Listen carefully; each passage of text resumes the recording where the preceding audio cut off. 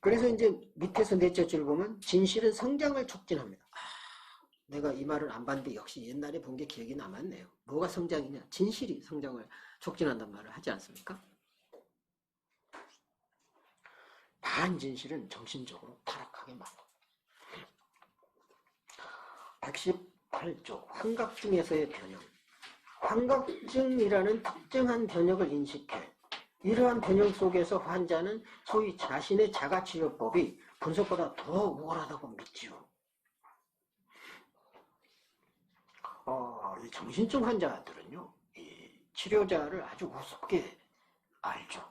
왜냐하면 자신의 환각 능력을 그 어떤 사람도 못 쫓아가거든요. 천재적이죠.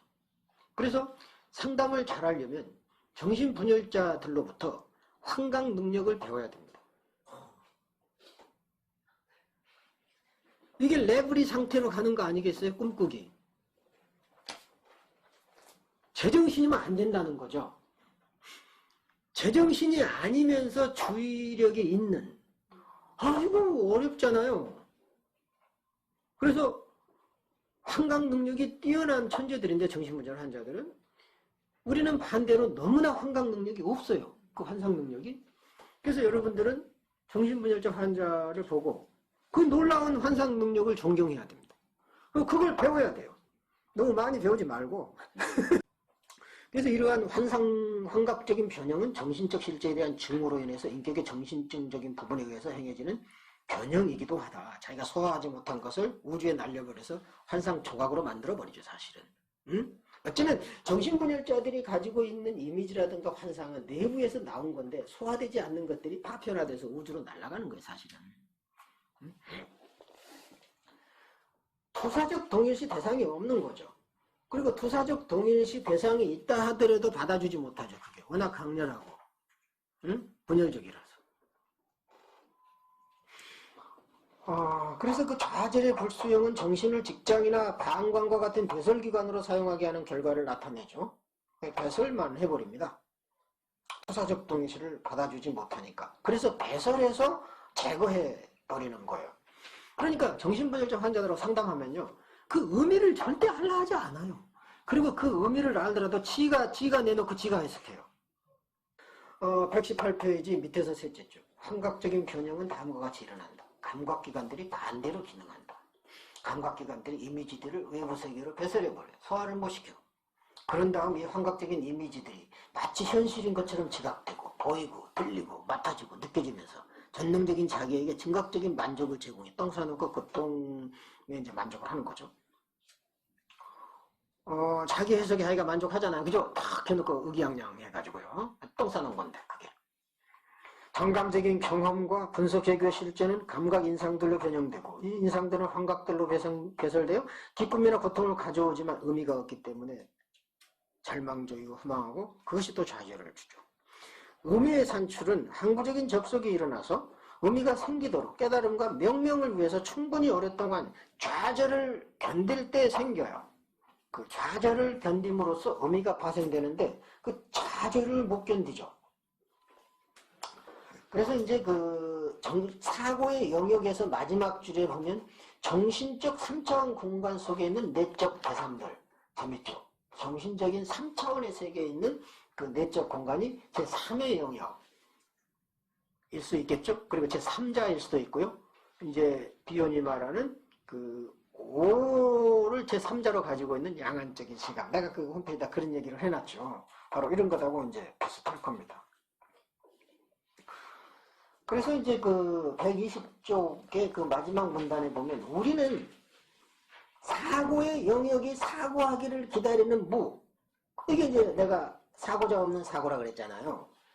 이게 이제 사고의 자궁, 또 사고 원형인데, 그러니까 사고의 공간, 원형적인 방이라고 할 수 있는데 그 사고의 자궁이 사고하는 자를 기다린다는 얘기는 자기 실체를 드러나기를 기다린다는 거죠. 사고자가 있어야 그 실체가 드러날 거 아닙니까? 그래서 마치 그 하나님은 인간을 필요로 한다는 게 하나님을 계시해줄 인간이 있어야 하나님이 드러나기 때문에 인간을 필요로 하는 거 똑같습니다. 그러니까 하나님이 사고자 없는 사고라면 인간은 사고자에 해당이 되는 거죠. 응? 이렇게 비유를 하자면. 그래서 생각하는 사람이 필요한 거예요. 어쩌면 행동대원이 필요한 거죠. 응? 그래야만 사고자 없는 사고, 그 원형적인 공간이 드러난다는 거죠. 그래서 대상이 더 이상 없는 것은 정감적인 경험이 된다. 대상 없음, no object의 경험에서 일어나는 좌절의 수용은 항구적 접속이나 패턴에 대한 생각 또는 인식으로 이어질 수 있다. 좌절과 고통이 수용되지 못할 때 아무것도 없으면 제거돼야 할 어떤 것으로 느낍니다. 다시 말하면 우리가 텅 빈 거, 공허한 것은 못 견디죠.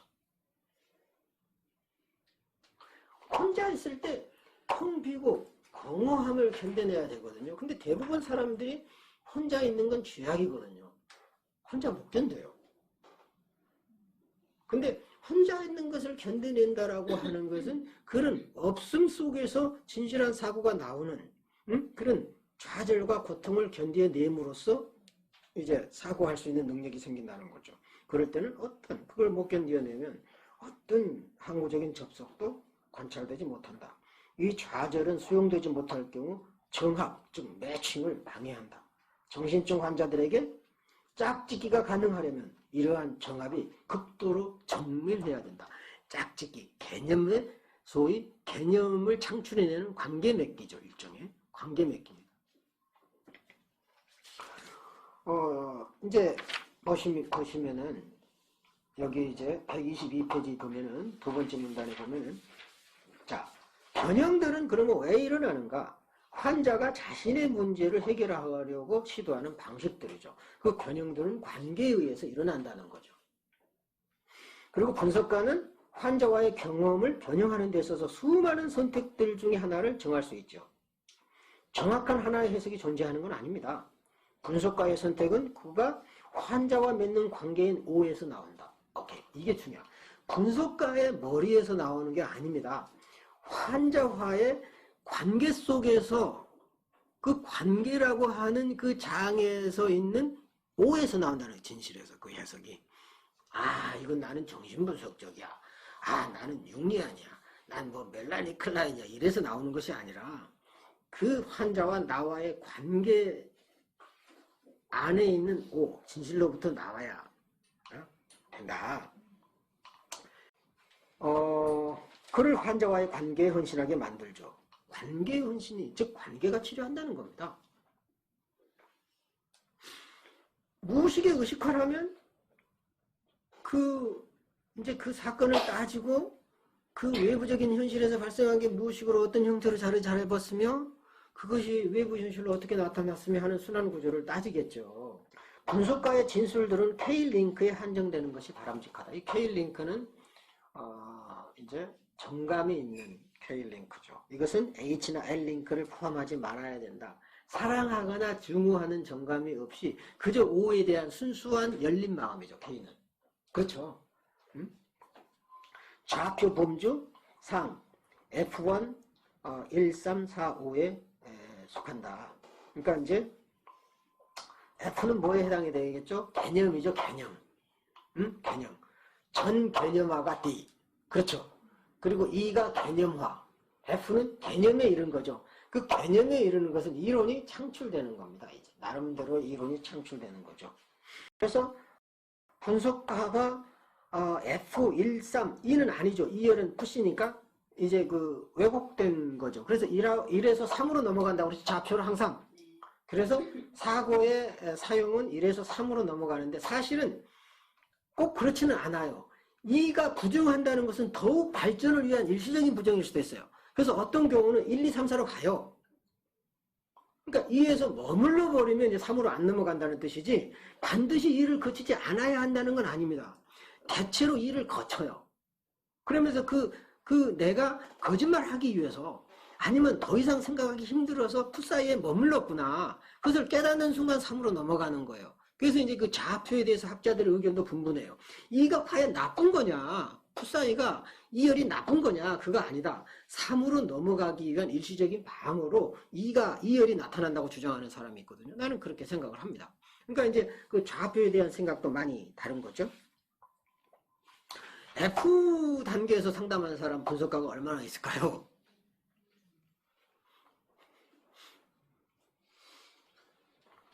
참 어려울 것 같아요.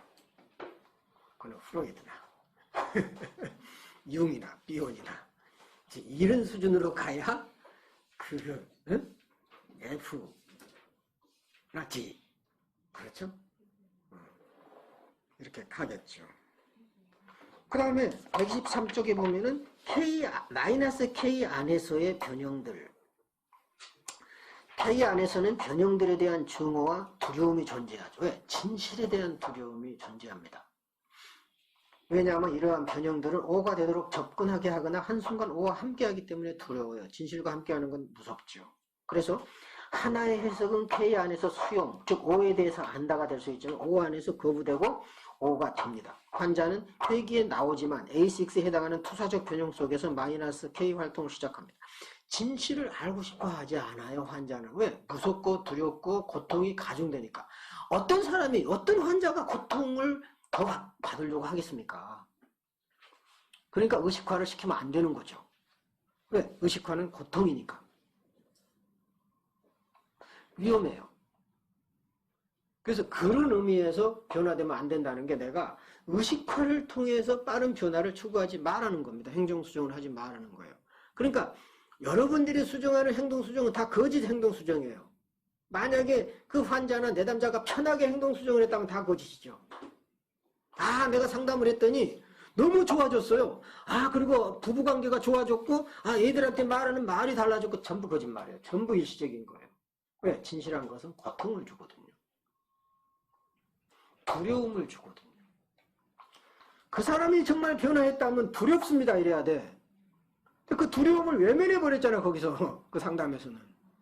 이게 진짜 변화인데, 내담자가 상담자가 두려워하지 않으니, 어떻게 그 두려움을 보겠습니까? 내담자의 두려움을. 내담자가 두려움에 대해서 방어하고 있잖아요. 계속 자기의 두려움을. 상담자가. 근데 어떻게 내담자의 두려움을 보겠습니까? 상담자가 자기의 두려움을 덮어버리는데 계속. 그래서 이제 마이너스 K 안에서의 변형들은 임상적으로 어떻게 나타날까? 이제 그런 얘기를 이제 쭉 했어요. 시간이 갔는데 이것까지는 끝내야 되는데 이것까지는 빨리 하고 내겠습니다. 정점. 자, 왜 정점이라는 용어를 쓰는 게 신기해요. 영어로 vortex라고 해요. V-E-R-T-X. 정점을 다른 말로 바꾸면은 뭐냐면요. 꼭지점이에요. 꼭지점. 그러니까 이것을 꼭지점으로 번역할 수 있어요. 이것의 다른 말은 뭐냐면 관점이에요. 관점. 관점으로 하면 편하잖아요. 야, 나는 이런 관점에서 널 봤어. 나는 종교적인 관점에서 널 보고, 나는 너를 심리학 관점에서 보고, 나는 너를 문화적인 관점에서 보고, 이러면 편할 텐데 왜 비유는 헷갈리게 관점이란 말을 안 쓰고 정점이란 말을 썼을까? 왜 꼭지점이란 말을 썼죠? 오케이, 수학적인 기호입니다. 아시겠죠? 정점은 수학적인 기호예요. 수학적인 용어입니다. 그 꼭지점은 수학은 어때요? 여기 보십시오. 두 선이 만나는 점을 꼭지점이라고 그러죠. 위에 이렇게 만나도 꼭지점이라고 그러죠. 다시 말하면 꼭지점이라고 하는 것은 두 가지 관점이 있을 수 있는 거죠. 응? 이렇게 나눠줘. 그 정점인 거예요. 그래서 이것은 관점이라기보다는 그래서 정점이라는 용어를 썼고 중요한 거는 또 다른 이유가 있어요. 분석가는 상담자는 어느 정도의 관점을 갖고 있어요. 잘못됐든 잘했든. 그렇잖아요. 어느 정도의 자기 나름대로의 관점을 갖고 있지만 환자는 관점을 가질 수 없다는 거죠. 대체적으로. 왜? 혼란 속에서 어떤 관점을 지니기 어렵다는 거예요. 그러나 정점은 있어요. 예를 들어서 어떤 다양한 생각이 있는데 그 순간에 어떤 관점, 어떤 시각에서 본다는 거죠. 나름대로. 근데 이것을 정리된 관점으로 보기에는 미약하다는 거죠. 비온이 볼 때는. 그래서 관점이라는 표현보다는 정점이라는 용어를 글씨 썼습니다. 이런 게 책에 없더라고요. 그래서 사전을 보고 찾아봤습니다. 도대체 이 사람이 이놈의 그 정점이라는 용어를 왜 썼을까 하고 찾아보니까. 그래서 내가 어제 발견한 게 그 모델이라는 용어를 왜 썼을까. 그리고 그 정점이라는 용어를 왜 썼을까를 찾는 겁니다.